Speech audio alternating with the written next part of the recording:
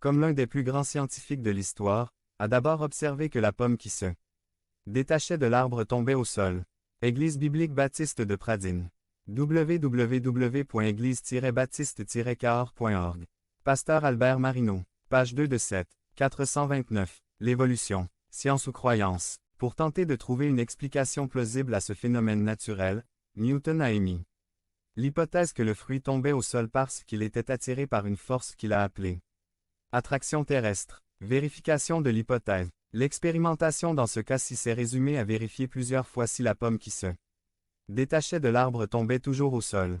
Suite au fait que le phénomène se reproduisait inévitablement, Newton a formulé la théorie de la gravitation, mise à l'épreuve de la théorie.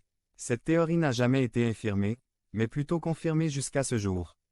Maintenant, qu'en est-il de la théorie de l'évolution examinée à la lumière de la méthode scientifique? Aucune observation objective et mesurable n'a été faite de ce phénomène ni dans la nature, ni en laboratoire. Personne n'a jamais pu observer la naissance ou la génération spontanée d'une cellule vivante, ni observer une cellule vivante se transformer en organisme plus complexe, pluricellulaire, ni observer une espèce animale ou végétale se transformer pour donner naissance à une nouvelle espèce. On nous dira que ces phénomènes ne sont pas observables car ils prennent des millions d'années à se produire. Mais n'est-ce pas là une échappatoire trop facile? Tant que ces phénomènes n'auront pas été observés, ils continueront d'échapper au domaine scientifique et devront être considérés comme des spéculations basées sur des déductions hasardeuses. Alors on a formulé l'hypothèse de l'évolution sans avoir pu observer aucun des phénomènes mentionnés précédemment. Une telle hypothèse n'a donc rien de scientifique. Il s'agit plutôt d'une supposition sans fondement. Beaucoup d'efforts ont été faits pour valider l'hypothèse de l'évolution sans pour autant obtenir des résultats concluants. On a mené de multiples expériences en laboratoire pour faire apparaître des espèces nouvelles, mais ces expériences n'ont jamais porté aucun fruit.